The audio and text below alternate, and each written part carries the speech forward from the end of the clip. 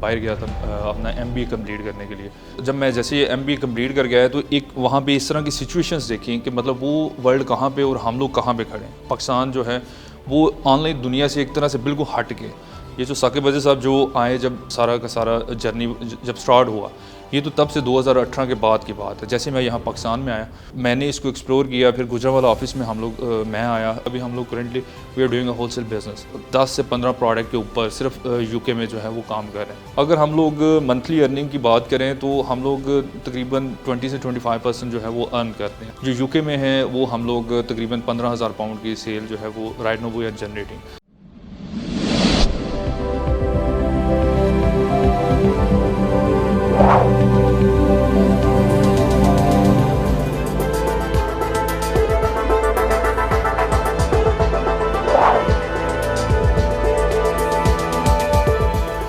अस्सलाम वालेकुम नाजरीन, शेयरिंग ऑफ प्रोफेशनल विजडम के साथ मैं हूं अली रहमान खालिद। आज हमारे साथ सैयद इमरान हैदर साहब मौजूद हैं। ये FBA होलसेल में काम कर रहे हैं और इनकी 3 लोगों की टीम है।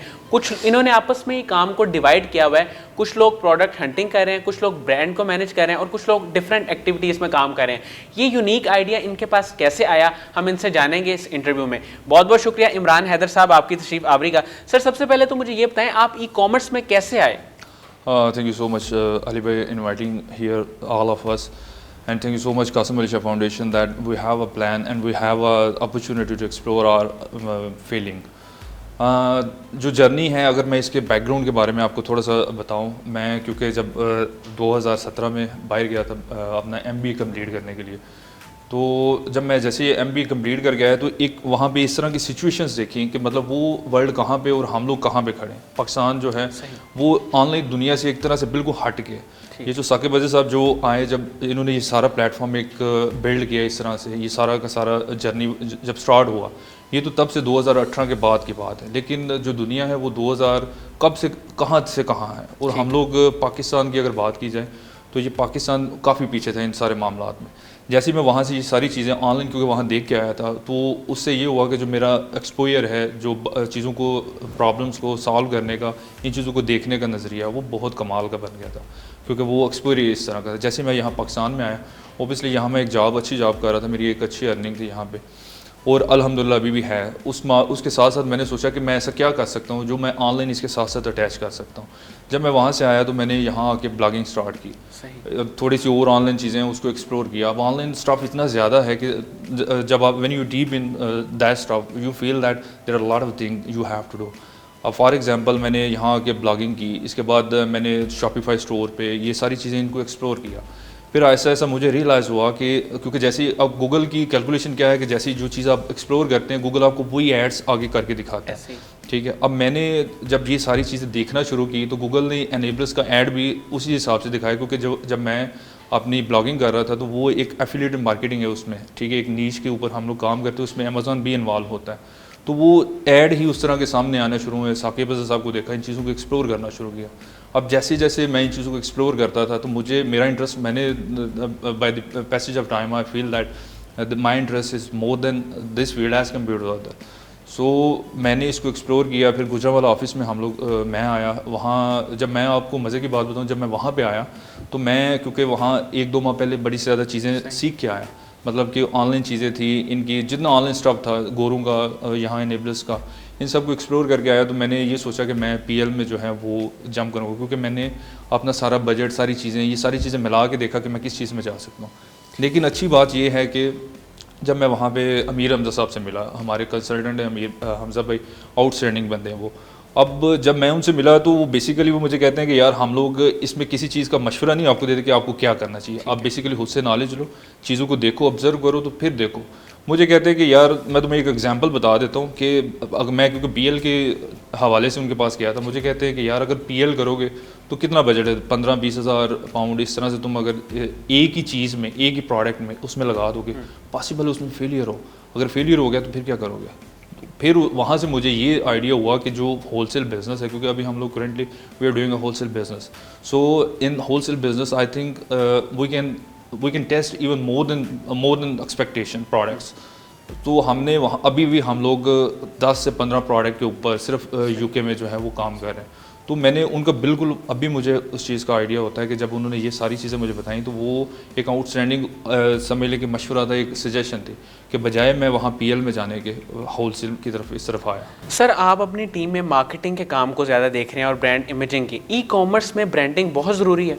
ई कॉमर्स अगर आप अपनी पीएल के हवाले से बात करते हैं तो ऑब्वियसली फिर आपको ब्रांडिंग इन चीज़ों की ज़रूरत है। अगर आप होलसेल के बारे में बात करते हैं, जैसे अगर आपकी communication, if you are good in communication, obviously you have to approach to the brand so that that particular time आपकी कम्युनिकेशन जो है वो मेरे यहाँ से बहुत मैटर करती है। इसके साथ साथ आप जो है वो ऑब्वियसली इसकी तरफ ब्रांड बिल्डिंग की तरफ जाते हैं, लेकिन वो एक ख़ास है वो, क्योंकि वो ऑलरेडी जो ब्रांड चल रहे हैं वो तो होलसेल हम मॉडल कर रहे हैं उसमें आएंगे। लेकिन अगर आप देखेंगे कि जो हम अपना अगर ब्रांड बिल्ड कर रहे हैं, eight the end of the day क्या होता है कि आपका जो अल्टीमेट गोल होता है वो पीएल ही होता है। आपने at the end of the PL ही करनी है, क्योंकि आप ब्रांड बिल्डिंग की तरफ जाएंगे। अभी तो हम लोग दूसरों के ब्रांड हैं उन्हीं को आगे वो सेल आउट कर रहे हैं जो ऑलरेडी एस्टैब्लिश ब्रांड है। सर ये टीम बना के काम करने का आइडिया आपके पास कैसे आया और भी लोग आपके साथ शामिल हैं, आप किस तरह से डिवाइड करते हैं चीज़ों को और किस तरह से इस आइडिया को लेके चल रहे हैं? देखिए जो टीम बिल्डिंग है ना, ये जब मैं बाहर था, आपको मैं थोड़ा सा उस बैकग्राउंड के हवाले से बता दूं, मैंने देखा है कि जो जितने काम आज तक हुए हैं वो हमेशा टीम बिल्डिंग के बुनियाद पे हुए हैं। इसमें वन मैन शो, आर्मी या इस तरह की कोई चीज़ नहीं है। अब देखें जो काम है, एक हंटिंग है, एक बंदा अगर एक ही चीज़ में 5 जगह पे भागेगा तो वो डेफिनेटली घबरा के तो गिर ही पड़ेगा। अब हम लोग अगर 3 बंदे 3 से 4 बंदे हम लोग इसमें काम कर रहे हैं, तो उसमें क्या कर रहा है, एक बंदा सोर्सिंग कर रहा है, एक बंदा उसमें हंटिंग कर रहा है। अब हम दो जिनकी जो कम्युनिकेशन में बेटर हैं वो क्या करेंगे, वो वहाँ पे जो है ब्रांड को अप्रोच करते हैं। तो इस थ्रू आउट द सारी जर्नी जो है ये सारी चीज़ें इसी तरह से इन्वॉल्व होती हैं। और मैं कहता हूँ टीम के बगैर, मैं समझता हूँ इसमें भी my personal opinion that without team I was nothing. So when we build a team, so that was actually our strength. ठीक है सर, साकिब अज़हर साहब का एक विज़न है, वो लोगों को इनेबल करना चाहते हैं। इसके अलावा भी वो बहुत सारा काम कर रहे हैं और मुसलसल इसी जद्दोजहद में लगे हुए हैं। अभी उन्होंने EVS 3.0 लॉन्च किया है। मुझे ये बताएं आप उनको कैसे देखते हैं, उनके काम को कैसे देखते हैं? देखिए अगर साकिब अज़हर साहब की बात की जाए, 2018 में वो एक प्लान के साथ यहाँ पाकिस्तान तशरीफ़ लेके आए हैं, ठीक है। अब उनकी कम्युनिकेशन स्किल या दूसरी स्किल्स की बात की जाए, he is really a genius guy in this field. लेकिन अगर उनकी सिर्फ मार्केटिंग स्ट्रेटजी की बात की जाए तो देखें, जैसे कासिम अली शाह साहब, इनके साथ इनका ये इस तरह से इल्हाक हुआ है, तो उन्होंने क्या किया कि एक राइट बंदे को चूज़ किया उस काम के लिए जो वो करना चाह रहे हैं। यानी कि देखें कासिम अली शाह साहब की एक क्रेडिबिलिटी है, लोग उनको मानते हैं, सुनते हैं और हर हवाले से उनको रिस्पेक्ट देते हैं। उन्होंने क्या किया, उस बंदे के साथ आगे अपने सारा बिजनेस या जो भी प्लान है उसको इल्हाक किया, जिसके साथ वो थ्रू आगे फ्यूचर देख रहे थे कि ये हम लोग कहाँ जा सकते हैं। क्योंकि अगर वैसे आगे यहाँ वो वैसे इसको एडवर्टीजमेंट करना शुरू करे, definitely it will take long time. But जो स्मार्ट बंदा है वो क्या करता है, वो ये करता है कि उन बंदों को साथ मिलाता है जिन लोगों की ऑलरेडी मार्केट में एक वैल्यू है, एक वर्थ है। तो Qasim Ali Shah is one of the genius guy. So इसीलिए उन्होंने एक राइट बंदे को चूज़ किया। और मैं समझता हूँ कि साकिब भाई की ये एफर्ट जो है, अब अगर आप कोविड की बात कर लें तो देखें कितने बंदे हैं जो बेचारे बेरोज़गार हुए हैं। तो उनकी वजह से अगर ये प्लेटफॉर्म ना होता तो इतने सारे बंदे जो हैं वो इस ई-कॉमर्स में आ ही ना पाते। तो मेरे ख्याल से ये पाकिस्तान और हमारी आने वाली नस्ल के लिए ये इस बंदे ने कमाल किया है इस चीज़। आपकी मंथली अर्निंग इस वक्त कितनी है? अगर हम लोग मंथली अर्निंग की बात करें तो हम लोग तकरीबन 20 से 25% जो है वो अर्न करते हैं। अगर इसको आप रेवेन्यू का पूछें तो हम लोग जो सिर्फ यूके की बात आपको बता रहा हूँ, जो यूके में है वो हम लोग तकरीबन 15,000 पाउंड की सेल जो है वो right now we are generating. But we also at the same time we are working in different other market, in 3 English market, Australia and the second one is US।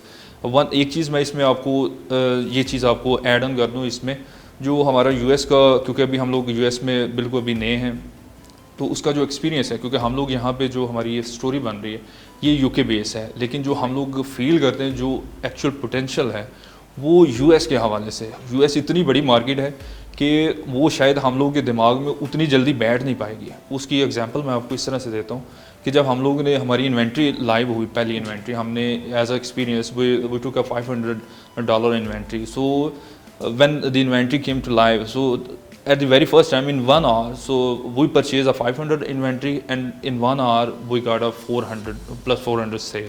So that was a amazing all over the picture, that was amazing. So हमें ये feel हुआ कि ये जो market है वो दूसरी market से बहुत ज़्यादा बड़ी है। और इसमें लेकिन इसमें एक चीज़ और भी आपको मैं ऐड कर दूं कि इसमें जो रिस्क हैं वो भी इसी हिसाब से हैं। अभी फॉर एग्जांपल मैं आपको अगर ये सारी जर्नी के बारे में बताऊं तो इसमें हमें ऊंच नीच नशेब फराज हर चीज़ देखने को मिलती है।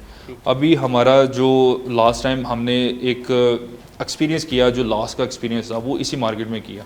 उसमें हम लोगों ने क्या किया कि जो हम लोग की LLC बनी थी, वो जो क्रिएट हुई थी, वो ऐसी क्रेडेंशियल पे क्रिएट हो गई थी कि अब अगर हम पूरा साल भी उसको अच्छे से सेल करें, ये थोड़ा सा टेक्निकल होगा, लेकिन अगर पूरा साल भी उसको हम लोग सेल करें तो at the end of the year what we have to do when जब हम लोग टैक्स फाइल करते हैं तो वो सारा का सारा उनको देना पड़ता है। ठीक है, अब हमने क्या किया, उस LLC को हम लोग क्लोज़ करने जा रहे हैं, ऑलमोस्ट क्लोज़ कर दिया। हम एक नए LLC बनाने जाए क्योंकि हम लोगों ने पोटेंशियल देख लिया उस मार्केट का। अब हमारे पास अल्हम्दुलिल्लाह 2 से 3 LLC ऑलरेडी हैं। उस LLC को हम क्लोज़ करने जा रहे हैं, उस पर हमें ऑलमोस्ट $1,000 जो है वो हमें लॉस हुआ है, लेकिन it's a part of it's a part of game. तो हमें क्या हुआ उससे कि हमें आइडिया हुआ सारी चीज़ों का। ठीक है, अब इस सारी जर्नी में अब अगर सिर्फ ये सोच के चलें, ये मान के चलें कि आप सिर्फ प्रॉफिट कमाएंगे, वो पॉसिबल नहीं। लॉस आते हैं, लॉस भी अगर 1-1.5 लाख हम लोग right now we are in a position to bear a loss at least 1 lakh और 2 लाख। सो ये कैसे हुआ? ये सारी की सारी हमारी एक टीम बिल्डिंग की वजह से, एक सारी की सारी एक एफर्ट की वजह से हुआ। बहुत बहुत शुक्रिया इमरान हैदर साहब आपकी तशरीफ़ आवरी का। नाज़रीन, मुझे उम्मीद है कि जो लोग ई-कॉमर्स और ई-कॉमर्स में टीम बिल्डिंग कैसे की जा सकती है इसके बारे में जानना चाहते हैं, उनके लिए इंटरव्यू इंतहाई मुफीद साबित होगा। बहुत बहुत शुक्रिया, अपना बहुत ही ख्याल रखिएगा। अल्लाह हाफ़िज़।